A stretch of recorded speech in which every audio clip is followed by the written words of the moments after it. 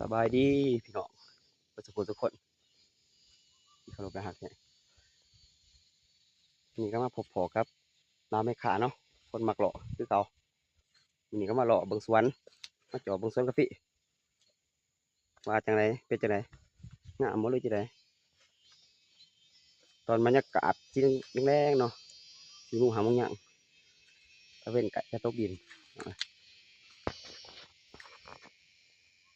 หลังจากเสร็จสิ้นจากฝนตกเสาใหม่ๆพี่น้องว่าก็เลยมาเจาะเบิ่งแล้วจะเอาปุ๋ยที่เหลือมาใส่เติมเนาะว่าใส่บ่แล้ว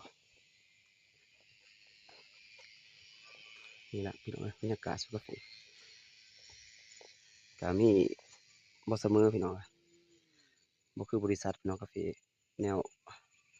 กกหน่อยกกใหญ่ตามที่ว่าเราต้นทุนน้อยละเพราะว่าเบี้ยก็แม่นสิว่าแบบเบี้ยข้าวบงเนาะคือบริษัทเพิ่นปลูกเพราะว่าเบี้ยเรานี่จะแบบเบี้ยมีเบี้ยบงในเบี้ยลกแหน่ไปตามเฮ็ดไปตามแต่นั่นล่ะธรรมชาตินั่นแหละไปตามเราคนบ่มีน่ะนะพี่น้องการดำรงของกาแฟ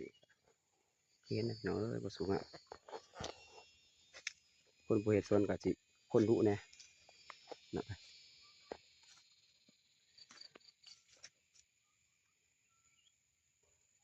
ใจก็จะบ่อยากถ่ายให้พี่น้องเบิ่งนะก็จะซื่อๆอายเนาะกาแฟทีหละก็มาถ่ายหมู่เบิ่งใช่ป่ะ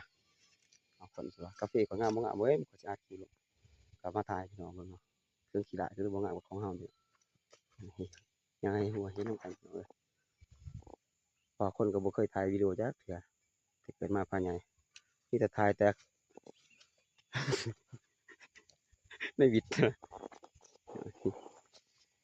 นะครับรอบๆคนก็บ่เคยถ่ายไว้ได้พี่น้องก็จังซี่ล่ะของก็สั้นๆแหน่เอาเลยนี่ก็หญ้ากำลังสีดแต่ประมาณ7อาทิตย์หนึงนี่มั้งเริ่มตายแล้วพี่น้องเรื่องเขาแค่นี้บ่มีกาแฟปานใดห่างๆเพราะว่าเบี้ยรกส่วนหลายมันตายเบิดตกแหล่งบางแล้วเสมอกันเฉพาะกาแฟที่ว่ามีผักเบิดเทิงเนาะต่างกันบ่พี่น้อง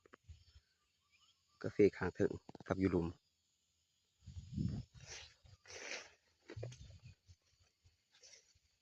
แล้วสิมาอันนั้นเนาะมันยากเนาะอธิบายเนาะว่ามันเป็น